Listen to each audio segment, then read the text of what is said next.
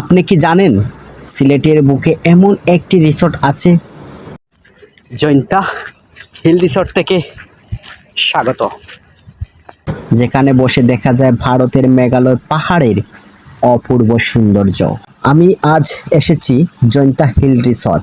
সিলেট তামাবিল মহাসড়কের পাশে অবস্থিত এই রিসোর্টটি প্রকৃতি প্রেমীদের জন্য যেন এক টুকরো স্বর্গ। চারপাশে সবুজ পাহাড়, মেঘ, খোলা আর মনোমুগ্ধকর পরিবেশ। দর্শক, বাংলাদেশের শেষ সীমান্ত হাউস থেকে সবাইকে জানাচ্ছি স্বাগত। আজ আমি রয়েছি বাংলাদেশের একবারে শেষ প্রান্তে। আমার পিছনে যে ঘরটি দেখতে পাচ্ছেন সেটি বিখ্যাত বাংলাদেশের শেষ বাড়ি। এরপরে রয়েছে আন্তর্জাতিক সীমান্ত আর ঠিক সামনে ভারতের মেঘালয় পাহাড়। ভাবতে পারেন এই একটি স্থানে দাঁড়িয়ে একসঙ্গে দেখা যায় বাংলাদেশের শেষ সীমানা আর ভারতের পাহাড়ি সৌন্দর্য। সামন দিকে রয়েছে মেঘালয় রাজ্য।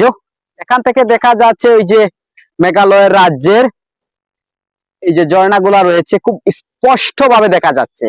আর এই যে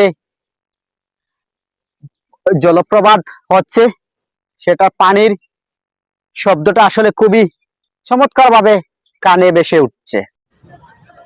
আর এই হাউসটি অবস্থিত জৈন্তা হিল রিসোর্টের পাহাড়টা রয়েছে পাহাড়ের ঠিক নিচে।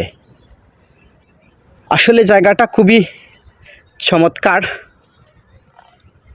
চারপাশে শুধু পাহাড়, মেঘ আর প্রকৃতির অপরূপ নীরবতা।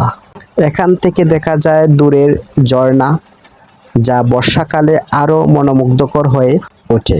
সিলেটের তামাবিল সীমান্তের এই স্থানটি শুধু একটি পর্যটন কেন্দ্র নয়, বরং বাংলাদেশের ভৌগোলিক সৌন্দর্যের এক অপূর্ব নীলাভূমি। আপনি যদি কখনো সিলেটে ভ্রমণে আসেন তাহলে বাংলাদেশের শেষ বাড়িতে একবার অবশ্যই ঘুরে যাবেন, কারণ দেশের শেষ প্রান্তে দাঁড়ানোর অনুভূতি সত্যিই অন্যরকম। এমন আরো অজানা সুন্দর ভ্রমণ কাহিনী দেখতে আমার সঙ্গে থাকুন। আজ একসাথে দুইটি জায়গা ঘুরতে আমার কাছে বেশ ভালোই লেগেছে। আপনাদের কাছে যদি এরকম সময় থাকে তাহলে একবার হলেও প্রকৃতির মাঝে মিশে যান, দেখবেন আপনাদের মন আনন্দে ভরে উঠবে।